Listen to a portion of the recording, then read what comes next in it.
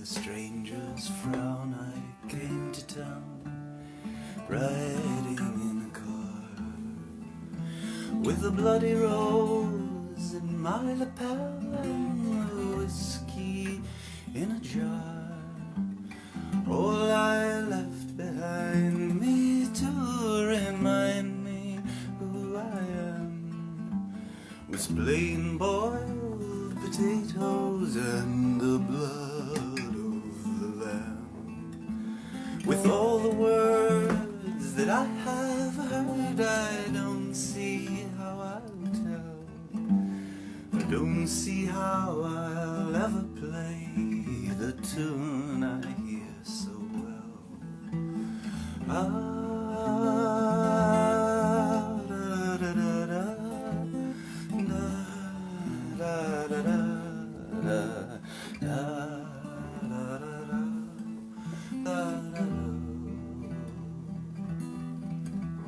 The nursemaid has her coup de grace, the nun her cup of gold. Young girls have their silks and satins, old maids have their shawls. The judge's book, the boxer's bell, the butcher his sweet smile. The rhyme must have some reason, oh, and time must have a while. With all the words that I have heard, I don't see how I'll tell. I don't see how I'll ever play the tune I hear so well.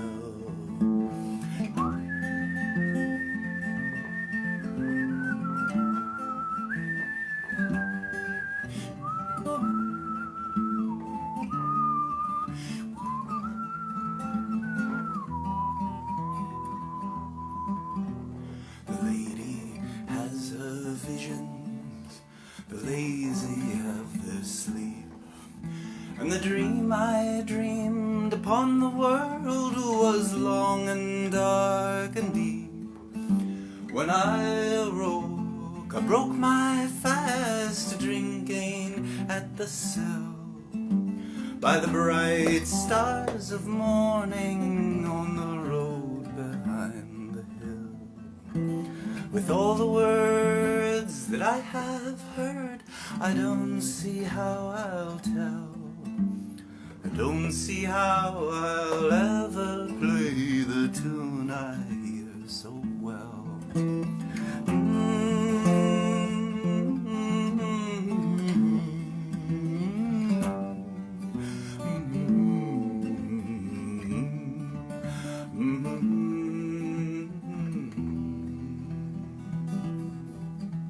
With all the words that I have heard, I don't see how I'll tell. I don't see how I'll ever play the tune I hear so well.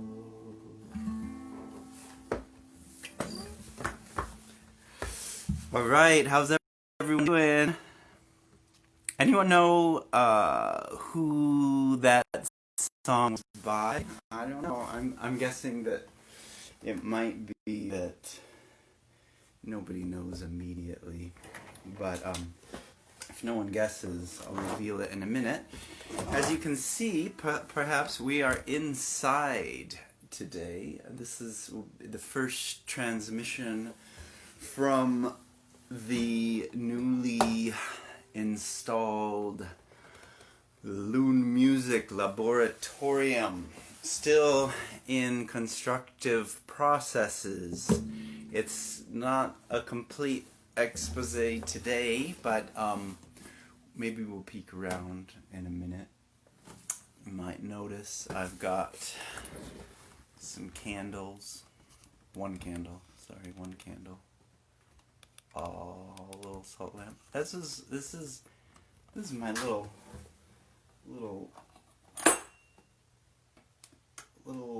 instrument altar, the small instrument altars.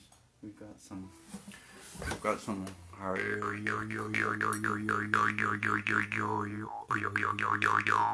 Who's here? Let's see. Look at all. Hey, Gory, Emmanuel, Linda.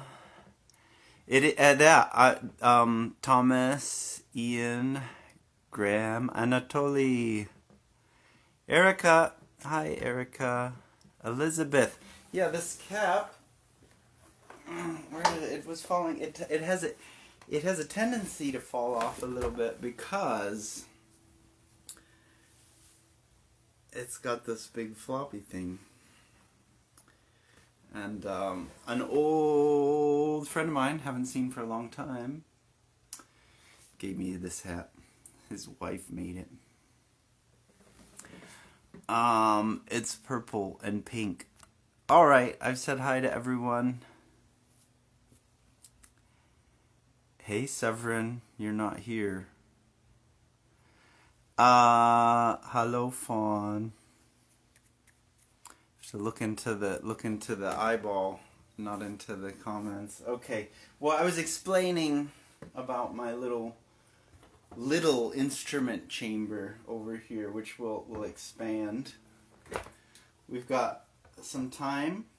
See the grains of sand? We've got a nice beeswax candle here. We've got our tea, which is a rather rushed affair. Thank you for joining me for tea. What's everyone else drinking? Let me know what you prepared your tea, right? This is I've been multi-using this cardamom cinnamon tea, and so this actually I was rushing over and I had some dregs of coffee actually, and I just added some tea to that. We'll get into all kinds of unorthodox tea drinking here on our 23-minute sessions. Okay, so it looks like the grains are falling. I can show off. Look at all these. I've shown off my harmonicas plenty of times before. This is a cool thing here. I think I even showed this off. But this lets me draw staff notation on paper. The thing. So you go like this. Found these, I think it was the first time I was in Berlin. I may have told this story before, but I thought it was an interesting one. So like, I think I first went to Berlin like, I don't know, 2002 or something. And I found these. I thought they were really cool. And I went back to a shop where when I was living there in Berlin. And I went and I asked about them actually. And no one seemed to... The company went out of business, I think. Fidolino. And then there was just one of these like junk piles, the little vase of stuff, and there was one in there, and I was like, wow, look at this. I haven't seen these for a long time. And the guy didn't know how it got there or anything, but I bought it.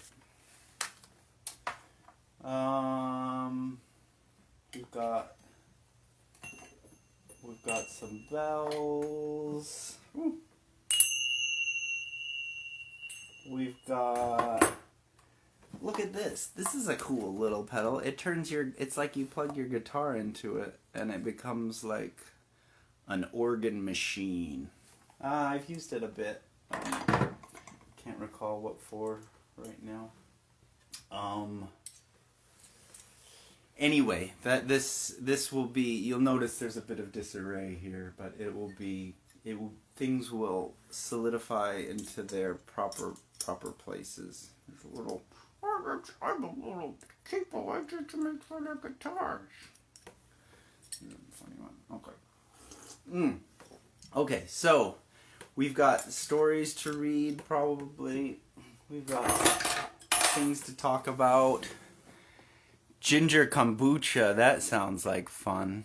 Kisses from Russia. Alexei. Cardamom, cinnamon, and cloves. Look at that. That's pretty similar. Hey, Claudio. Okay, so the song, it was a special.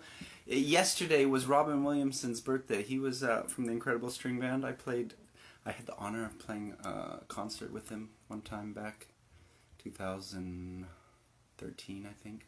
And that's a song from his album Journey's Edge. That was with the Merry Band.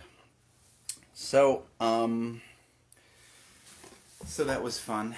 I've been meaning to. I meant to sort of record a version for his birthday. That didn't happen this year. Maybe next year. Maybe I'll do it next year again. I'll get rid of the socks. We don't have socks. Okay, let's get on to. Let's put away the guitar for a moment here, and I mean, I could. No, let's read before I show anything off. I have a few interesting. I've been doing some constructions. I'll show off my table that I built and some other things. But I got some stuff from an estate sale. Actually, this science fiction author named Ing, which I intend to find some of his books, because I figure since I've got some of his library now, this is how he notated his books. That was his last name, Ing. I don't know. I'd be surprised if anyone has read any of Ing's books. Has anyone read any? I intend to at least read one, because I've collected a few things from his estate sale. And including Nomadic Furniture Volume 1 and, you guessed it, Nomadic Furniture Volume 2.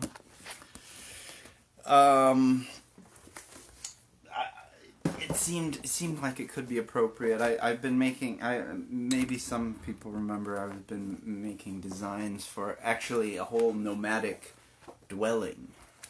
The modular pent shack. We'll see how that goes. I don't know what I was intending to really read from this book. Maybe just sort of show it off. Like, look at this. This is a no screws other than the 8 and no glue are needed. Look at this. It's like some kind of a kitchen sink with a vinyl player. Table. It's just a table, and you can do whatever you want with it, I guess, including have plants and a vinyl player.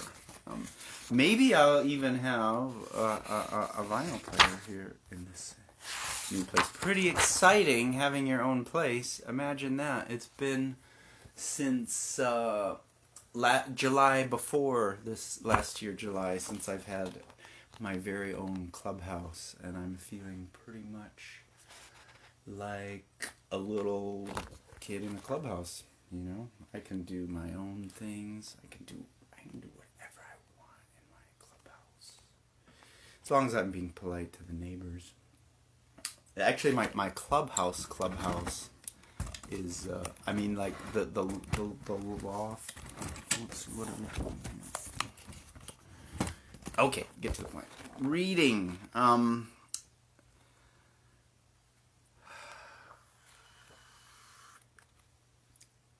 This one, maybe the pictures or what's good about it. I could show you some pictures, some cool ideas. I mean, I guess it's just the concept, nomadic furniture. You know, hook attached, simple wall hung seat. These look comfortable. Hanging out with a little bit of, they're like chairs that go up against the wall. We don't really need much. Anyways, lots of food for the imagination for creating nomadic furniture. There was my roommate here has some cool books.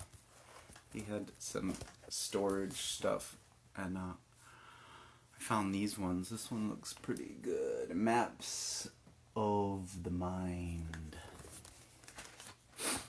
Charts and Concepts of the Mind and Its Labyrinths by Charles Hampton Turner. I don't know, each one is actually pretty, it doesn't go on super long, but actually moderately long. There's, I don't know, has anyone ever heard of Henry Stack Sullivan? This one looked kind of interesting. Maybe I'll read like the beginning and the end, or we could just read the... Here it is. Here's his mind map. We'll just do the quick survey here. Henry Stack Sullivan insisted that personality must be defined in terms of the human relationships of which it is part. These relationships encompass certain characteristic self-systems or self-dynamisms, concerned with protecting the individual's needs for emotional security and alleviating anxiety. An essential part in Sullivan's theory, and the map opposite, is the idea that self-systems evoke a reciprocal opposite response in another. The map is an illustration of Timothy Leary and Hubert S. Coffrey's interpretation of Sullivan's theory. Their circle consists of 8 major segments, which can be read anti-clockwise from A to P. The segment of dynamism most dominant in one person will typically evoke the segment on the other side of the circle. Thus, a predominantly managerial, autocratic person calls forth a modest, self-effacing response from one who seeks to comply, while the latter style invites the former to take command. These reciprocal responses can either be rigid and extreme, see outer circle, or adaptive and loving, see inner circle. These two, this outer circle, inner circle. In the former case, the relationship is shaped by anxiety avoidance as the individual goes to extremes to avoid threats to his emotional security. In the latter, the individuals are free and capable of relating in all 8 styles depending upon interpersonal requirements, and the anxiety involved can be tolerated. The price paid in failure to develop all-around self-dynamisms is heavy. I wonder if Leary's 8 circuits is in here, actually. It could be. These go around from managerial, autocratic, responsible, over-generous, cooperative, over-conventional, docile, dependent, modest, self-effacing, skeptical, distrustful, blunt, aggressive, competitive, exploitative. And there are the 4 different from each ones in there. Well, interesting. That was it. They did have a full chapter, but I just read the kind of pictorial synopsis. There's, of course, Abraham Maslow's hierarchy of needs. Physiological needs, safety needs, social needs, esteem needs, and self-actualization. That's the fun bit. Yep. When you get your own little laboratorium, you get to start being self-actualizing again. Get to be an artist. Hopefully that's all on the way. It's all coming along. I'm working right now on the Moonlit Missive number 61. Recording is in process, and it's a joy to be working again.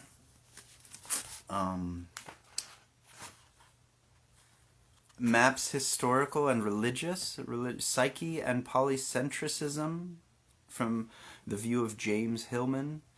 Grapes grown from the twisted stump, Dionysus, drama and democracy, the yin and the yang, the philosophy of Tai Chi, The Tree and the Poisoned Fruit, St. Augustine and others. The Cross and the Prison, The Psychology of H.A. Williams, The Broken Image, Floyd Matson's view of Descartes, Newton, and Darwin. Protestantism, Scientism, Capitalism, Max Weber and Religious Character. Psychology and the Image of Satan, the views of Henry Murray and David Bakan. This is all just level 1. It goes on to level 2, level 3, level 4, level 5, level 6, level 8. Wow, lots of stuff. We'll get, let's see, but one of my old favorite books that I haven't seen around for a long time was this, Alchemy by Johannes Fabricius. And this is always a good read. I wouldn't mind having a copy of this for my own. There's lots of nice classic alchemical pictures going on here. So just read a couple paragraphs from The Maturation Process of Adulthood.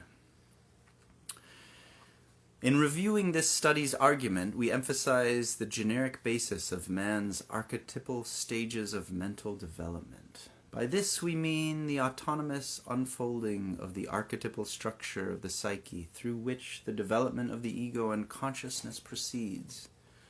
There is now a vast body of experiments and observations, all underlining one indisputable fact. Children are not born empty vessels which become gradually filled with facts and experience. They follow definite stages of development, which are, in effect, different forms of consciousness. A psychobiological time clock governs our mental and physical maturation. We know that man's organism undergoes a transpersonal development manifesting itself as oogenesis, ovulation, fertilization, segmentation, implantation, embryonic and fetal growth, birth, infancy, childhood, latency, puberty, adulthood, middle age, climacteric, old age, and death. This evolutionary sequence is not only a biological phenomenon, it is also a psychological one.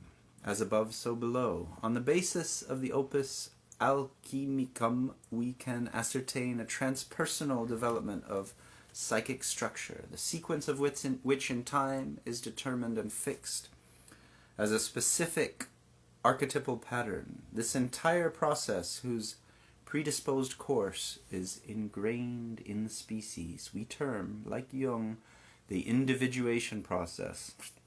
However, we distinguish between two phases, one progressive and concerned with the building up of ego consciousness, the other regressive and concerned with ego integration of its unconscious foundations. As we shall demonstrate, regressive individuation deals with an unconscious playback of the individual's total course of psychobiological evolution. Well, I think this just goes on and on and on. So maybe we'll get to this again later. Maybe we'll even look for the right places to read on this. But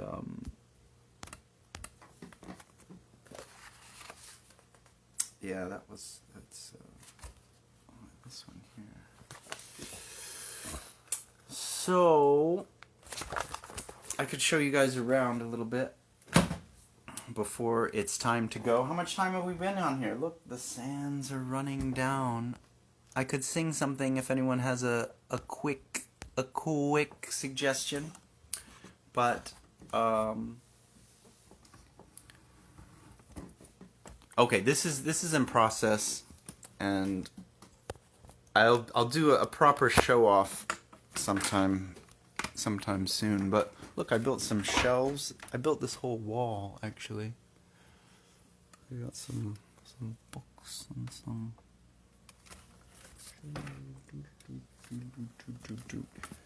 There was a shelf. This is what keeps the coziness. And there's the one thing I don't know if you can hear, there's this, the fridge, the annoying fridge. How am I going to get rid of the fridge sounds? That's always the bane of my existence, the noisy fridge. So here's where some instruments go. There's my secret clubhouse up the stairs. It's a bit messy, you don't get to see in there.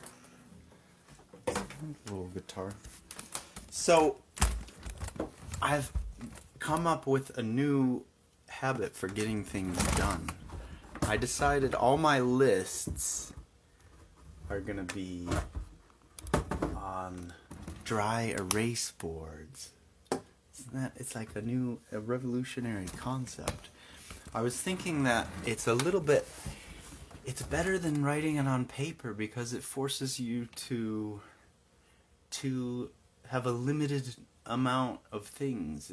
It's maybe more realistic. It's like an extension of the mind, but it's more realistic. It doesn't just go on forever. You have to finish things or neglect them consciously in order to make room for the next thing. The only thing is deciding how many dry erase boards you allow yourself to collect and fill up. They're also somewhat sensitive. And look at this, I've got like the baby dry erase board. This is like for there's the bigger one. That can have more like long term, but then this could just be for the day. What am I going to do today? I'm recording Moonlit Missive number 61 today. I was working on that a little bit. Hey, Joanne. Yes. I will try to build up the wall with mass. Here's this. The techno mess is a bit still of a techno mess. Look at this though.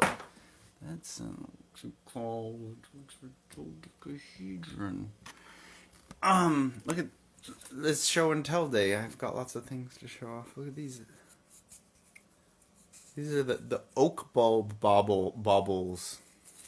I once wrote a song that had oak bulb baubles in the lyrics. These are the biggest oak bulb baubles I've ever seen, and that is not so far away. I took a lot of pictures in Mirror Lake is where it was. So look at that. This is the view outside the world, which could be worse. Not so bad. Nice places there. More tools. Messes. We'll get things organized and cleaned up and have a proper expose another time. And there's lots of spaces outside that we can get to also. I'm gonna try and see if I can at least sing a verse of someone's song. Let's see.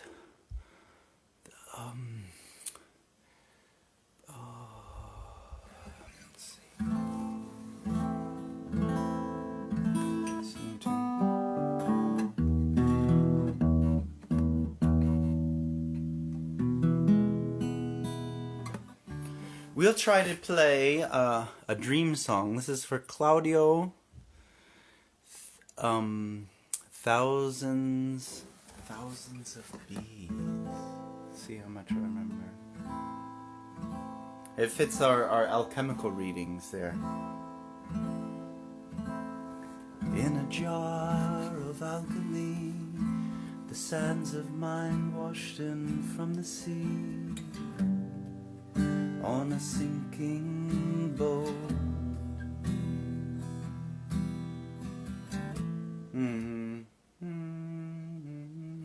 navigating the tangled thread, in a snag at the edge of the bed, a well-worn plot.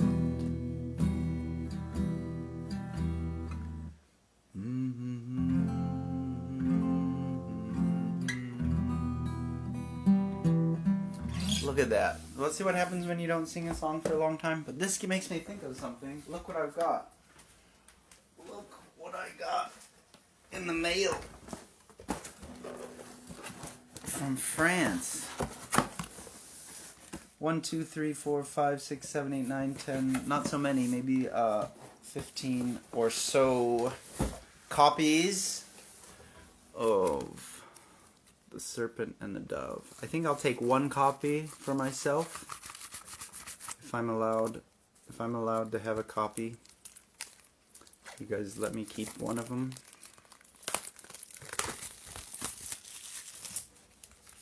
Then we can find the lyrics. So this is the only piece available in the USA mail order at the moment. Hopefully that changes, but for the moment I'll try to put out a note to make it easy, like on Bandcamp is sort of how I do it. Okay. Of course. Now I remember everything. Let's start from the beginning. Oh, I could use some spectacles, but I lost them. I don't want to go looking for them. I have some tape.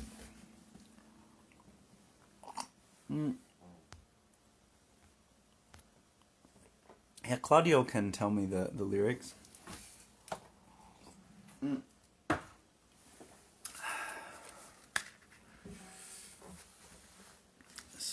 Serves me right, writing a song that says I forget what it was now. Anyway. In a jar of alchemy, the sands of mind washed in from the sea, on a sinking boat, navigating the tangled thread in a snag at the edge of the bed, a well-worn plot. Is that low note? Written in an aching need, the book with the shining seed could not float.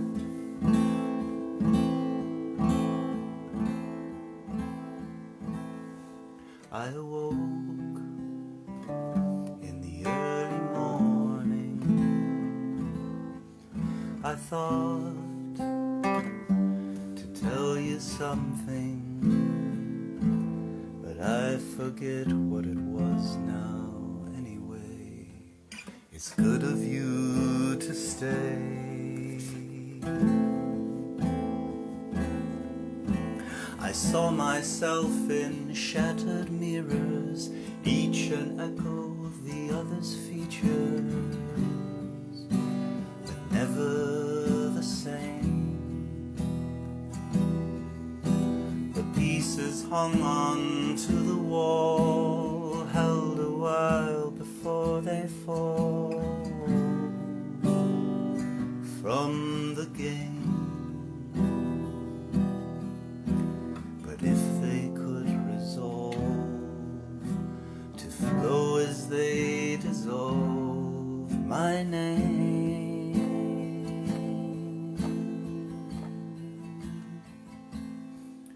I awoke in the early morning. I thought to tell you something, but I forget what it was now. Anyway, it's good of you to stay.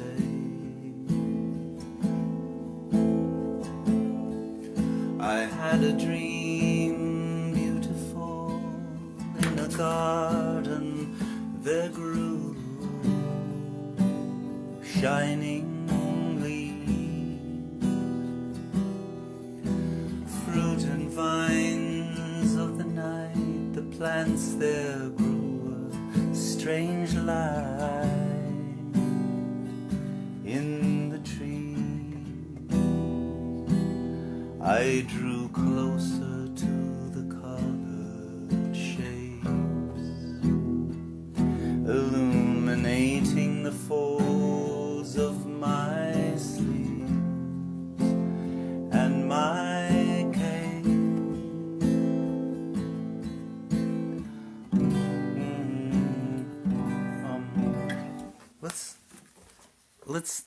Let's read the lyrics to that last verse, because it was a good. This was inspired by a friend, Ida, who wrote to me a letter and told me about her dream that she saw these shining trees and plants that were glowing, and there were bees everywhere. I had a dream beautiful. In a garden there grew shining trees, fruit and vines in the night. The plants shone a strange light from their leaves.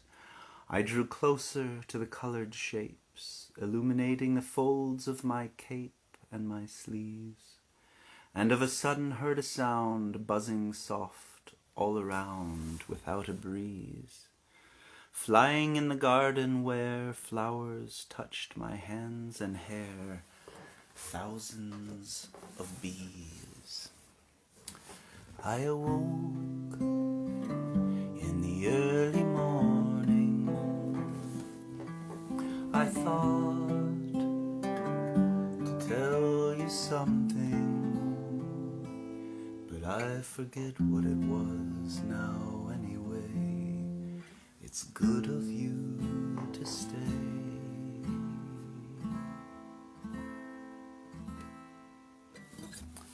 It's good of you to come out and spend some time with me every Wednesday.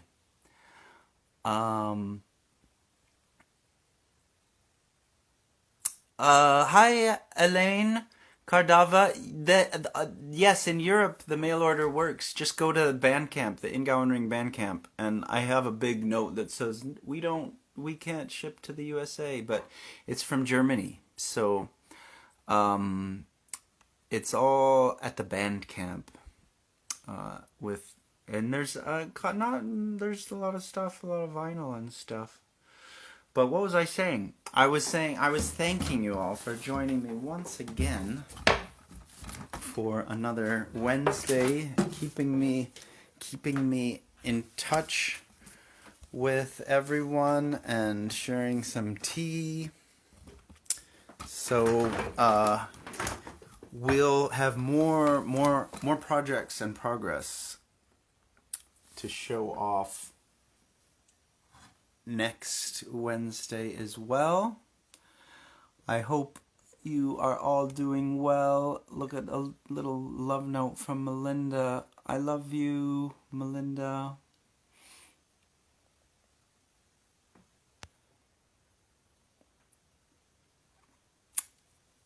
And Vio came in late, is asking what kind of tea. It's cardamom cinnamon adulterated by dregs of coffee. Not very glamorous, but there it is. So we'll leave you guys with the warming vision of the Tibetan salt lamp. So warm on a cold day. Whoa! Oh shit! I just burnt my hair on the candle. That wasn't so good. But it's warm anyway.